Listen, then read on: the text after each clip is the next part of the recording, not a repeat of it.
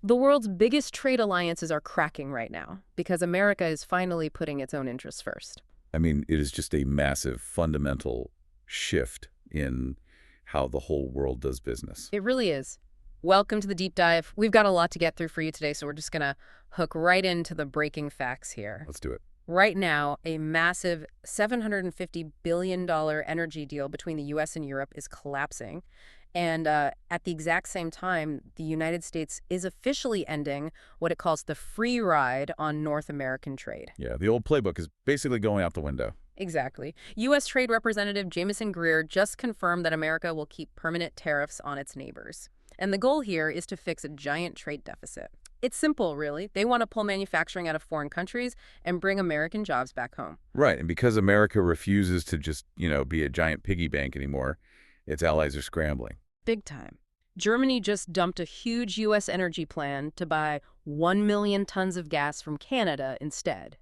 Meanwhile, Mexico and the European Union, they just signed a new trade deal to bypass the United States completely. It's all happening at once. It is. So the mission for you, the listener, today is clear. We're going to dive into how America's bold, national security-first strategy is forcing the rest of the world to rewrite their playbooks. Okay, let's unpack this. We got to start right in America's backyard. Right, with trade. Yeah, fixing a broken system that, according to U.S., just shipped American jobs across borders. What's happening with the USMCA? Well, the big news is that the USMCA, the United States-Mexico-Canada Agreement, it will no longer act as a free trade pact. Wait, really? A free trade pact that isn't about free trade anymore? Yeah, I mean, Greer was very explicit. He declares the U.S. will keep tariffs in place as long as a giant trade deficit exists. So the borders aren't open for business like they used to be? Not at all. The U.S. literally just slaps 50% tariffs on Mexican steel and aluminum. 50%? That's huge. It's massive. And America demands what they are calling a hemispheric tariff wall to protect national security. The administration requires supply chains to stay in North America, but, specifically, they want the jobs inside the U.S. Right, so pulling the factories back. Exactly. The U.S. goal is explicit here. They want to pull auto manufacturing out of Canada and bring it into American factories. They actually argue that Canada's auto production only exists because of foreign government policy. Oh, like subsidies and stuff? Yeah, they're saying Canada doesn't have a natural advantage for this. It's just government intervention. Okay, it sounds like America was running a store and finally realized it was selling goods below cost. That's a good way to look at it. Right, and now it's raising prices to survive, even if some regular customers get mad. But, I mean, I have to push back a little here. If we lock Canada out of negotiations, right, we're even threatening their mushrooms, which sounds crazy, and demanding they buy F-35 fighter jets. How far will Canada go to just avoid us entirely? Well, if we connect this to the bigger picture, you can see Canada's already reacting. They are. Oh, yeah. Yeah. America prioritizes domestic workers over foreign feelings now, and Canada gets that. So, recently, Canada's non-U.S. exports surged 15.8%. Wow. Over 15%. Yeah, and the U.S. share of Canadian exports dropped to an all-time low of 66.7%. That's wild. So a third of everything they sell is going somewhere else now. Exactly. They're actively looking for new buyers because the U.S. is building this tariff wall. Okay, so that's trade. But America isn't just demanding better deals in trade, right? I mean, the U.S. holds the ultimate trump card when it comes to global leverage. Energy. And right now, Europe is panicking about American dominance. They are terrified, honestly. Let's get into the facts here. Because 4 years ago, Europe needed emergency gas. Desperately needed it. Right, when the war started and Russia cut them off. Yeah, and the U.S. stepped up. They really did. Yeah. US LNG, which is liquefied natural gas, those supplies to the EU jumped from 21 billion to 81 billion cubic meters. Wait, from 21 to 81? Yeah, it almost quadrupled. The U.S. now supplies 57% of all EU LNG. More than half. Just coming from us. And it gets more intense. Yeah. If Europe honors their current contracts, the U.S. will control 75% to 80% of Europe's LNG by 2030. 80%? That's practically a monopoly on their power grid. It is, which is exactly why this massive $750 billion commitment for Europe to buy U.S. energy over 3 years is now falling apart. So what does this all mean? Did Europe make a huge mistake here? Because they traded relying on a hostile Russia for relying on a tough but fair America, and now they just want to back out completely. Well, you have to look at it from their perspective. Europe fears America will use energy as leverage. Like a weapon. Exactly. I mean, Yeah. European think tanks are loudly warning about this dependency.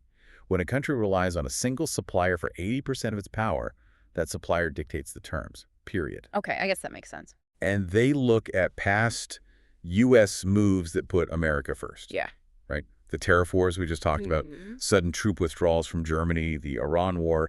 These things prove to Europe that the U.S. plays hardball. Right. The U.S. controls the energy, so they control the relationship. America is in a very strong position right now, and that completely scares the EU bloc. So they are panicking. And because America is negotiating from a position of absolute strength in both trade and energy, its neighbors and European allies are desperately teaming up to bypass the U.S. Right. They're looking for any alternative. Here's where it gets really interesting. Germany just signed a massive energy deal with Canada. Yeah, for up to 1 million metric tons of LNG per year. 1 million tons from the Cozy-Leesoms project, really. That's the one out in British Columbia. But the buyer, this is the crazy part to me, the German buyer is a company called CEF. Yep. And CEF was originally created to replace Russian gas. So now they're buying Canadian gas to escape American leverage. It's perfectly ironic. It really is. Yeah. What's fascinating here is how Canada pitches itself. Yeah. They go to Europe and pitch themselves as a partner who won't use energy for pressure. Like, hey, we're the nice guys. We won't threaten your economy. Exactly. And Europe is so desperate for that, they actually pay a premium for this Canadian gas. It's Yeah. not necessarily cheaper. Wow, they're paying extra just to not buy from us. Yeah. And every LNG deal Canada signs shrinks the market share for American energy terminals. Because that's gas Europe isn't buying from the Gulf Coast. Right. But, this is the cost of America prioritizing its own independence and demanding fair deals. Friction is the cost of doing business. And it's not just energy. At the exact same time, the EU and Mexico signed a new free trade agreement. Right in our backyard. Yeah. Mexico expects its exports to the EU to jump from $24 billion to $36 billion by 2030. A $12 billion jump. It's a huge shift in supply chains. And they aren't even hiding why they're doing it. Yeah. Both Mexico and the EU explicitly stated their goal is to diversify away from the United States. Because depending on the U.S. market is seen as a vulnerability now. Which is just, it's a completely new world order. America's own neighbors are helping Europe break free from American dominance. They're actively building bridges that just bypass the U.S. entirely. All right, so let's summarize all of this for you. The United States is unapologetically putting its own national security and domestic jobs first. Absolutely, no apology. By demanding a hemispheric tariff wall and dominating the global energy market, America is forcing nations like Canada, Mexico, and Germany to completely rewrite their global trade rules. The whole map is changing. It really is. So, we want to leave you with a final provocative thought to chew on today. Think about the long game here. Yeah. If America successfully pulls all these crucial supply chains back within its own borders and they create total economic independence. Which is the goal. Right.